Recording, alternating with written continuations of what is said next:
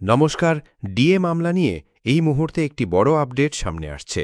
Supreme কোর্টের দেওয়া 4 সপ্তাহের সময়সীমা শেষ, কিন্তু রাজ্য বা মামলাকারী কোনো পক্ষই তাদের লিখিত বক্তব্য জমা দেয়নি। এর ফলে নতুন করে একটি ধোঁয়াশা তৈরি হয়েছে। আসুন পুরো বিষয়টি বিস্তারিতভাবে জেনে নেওয়া যাক।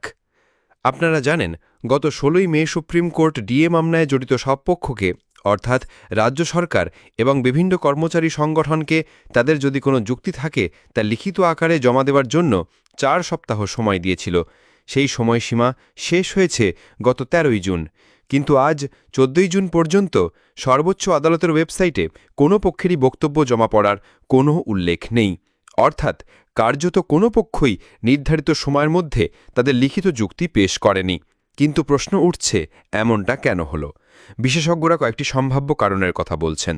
প্রথমত, হতে পারে কোনো পক্ষের কাছেই নতুন করে কিছু বলার নেই এবং তারা সরাসরি শুনানিতেই নিজেদের বক্তব্য তুলে ধরবেন। দ্বিতীয়ত, বর্তমানে আদালতে গ্রীষ্মকালীন ছুটি চলছে, তাই ছুটির পর বিলম্বের কারণ দেখিয়ে বক্তব্য জমা দেওয়া হতে পারে। এবং তৃতীয়ত, এটিকে একটি কৌশলগত পদক্ষেপ হিসেবেও দেখা হচ্ছে। এখন সকলের নজর রয়েছে আগামী শুনানির দিকে। এই মামলার পরবর্তী শুনানি হবে আগামী 4 আগস্ট। সেদিনই হয়তো গোটা চিত্রটা আরও স্পষ্ট হবে এবং বোঝা যাবে এই নীরবতার পেছনের আসল কারণ কি।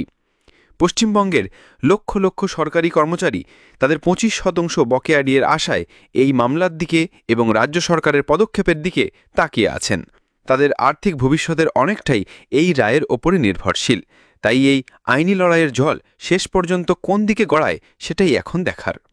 ডিএ মামলা সংক্রান্ত সমস্ত লেটেস্ট আপডেটের জন্য আমাদের চ্যানেলের সাথে থাকুন। ধন্যবাদ।